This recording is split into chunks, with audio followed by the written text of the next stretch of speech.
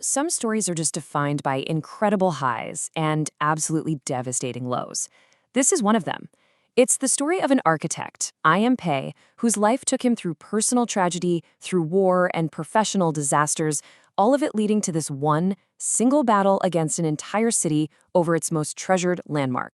So when he finally revealed his plans for one of the most famous museums on the planet, this is what the critics called it: a gadget. They called it an offense, an atrocity. This project would end up defining his entire career, but it was going to be a fight every single step of the way. So the big question is, how did that happen? How does something so hated become a masterpiece? To really get the triumph, first you have to understand the battle and the man who was just brave enough, or maybe stubborn enough, to see it through. All right, so let's set the scene. It's 1981. The new French president, François Mitterrand, has this huge, ambitious plan to renovate the world-famous Louvre Museum, and he invites Pei to take the lead. Sounds great, right? Well, there was one little problem. Pei wasn't French. And the backlash was, it was immediate, and it was intense. We're not talking about just a few critics here. No. Pei himself figured that a whopping 90% of Parisians were totally against his wild design for a new entrance. So where was all this anger coming from? Well, a couple of things. For a lot of people, just the idea of a non-French architect, a Chinese-American architect, touching a national treasure was a total insult. The Louvre wasn't just some building, it was a symbol of France itself. The museum's own administrator actually resigned in protest, and the media just piled on, completely convinced that Pei was about to destroy their city's greatest icon. Okay, so to really get how Pei managed to stand up to this storm, we've got to rewind.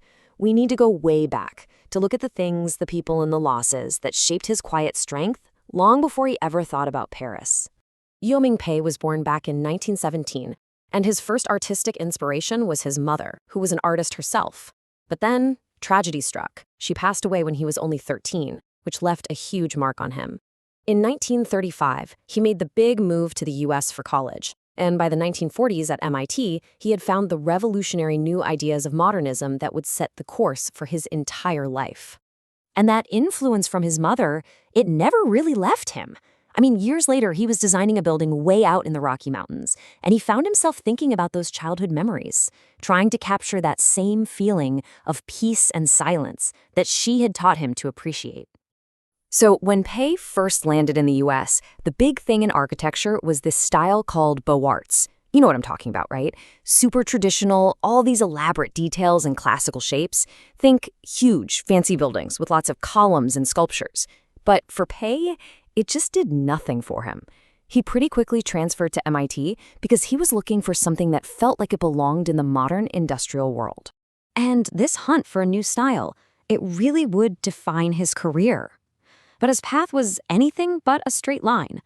Honestly, it was more like a wild roller coaster of celebrated masterpieces and, some pretty humiliating public failures. On the one hand, you've got projects like the JFK Presidential Library, an absolute masterpiece. This was the kind of project that cemented his reputation as a world-class architect, a total high point. But then, on the other hand, there was the Fragrant Hills Hotel back in China. This was supposed to be his triumphant return to his homeland. Instead, it was just riddled with construction problems and was ultimately seen as a huge letdown. For Pei, that was a deeply personal failure. He bounced back, though, with big successes like the Dallas City Hall. It's this bold, really powerful building that took over a decade to complete, and the city absolutely loved it. A major win for him. And then came the disaster. His firm's most famous blunder. During the storm in Boston, these massive glass panels from the John Hancock Tower started cracking and then falling to the street below. Can you imagine? The entire building had to be reglazed. It led to lawsuits and a scandal that almost destroyed his firm's reputation. And that's the thing, right? That was the crazy contradiction at the heart of his career. For Pei, this was never just a job. This was a guy who would personally inspect bags of cement to make sure the color was right. He would literally get on his hands and knees to scrub floors. And when you're that personally invested, every failure, especially the public ones, stings so much more. But you know, maybe every single one of those failures was just getting him ready.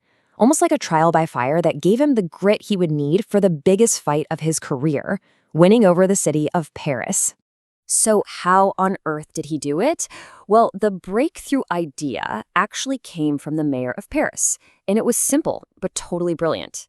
He basically said, look, stop telling people about the design, show them. So that's what they did. They built a full-scale model of the pyramid out of cables right there in the courtyard and opened it up for everyone to see.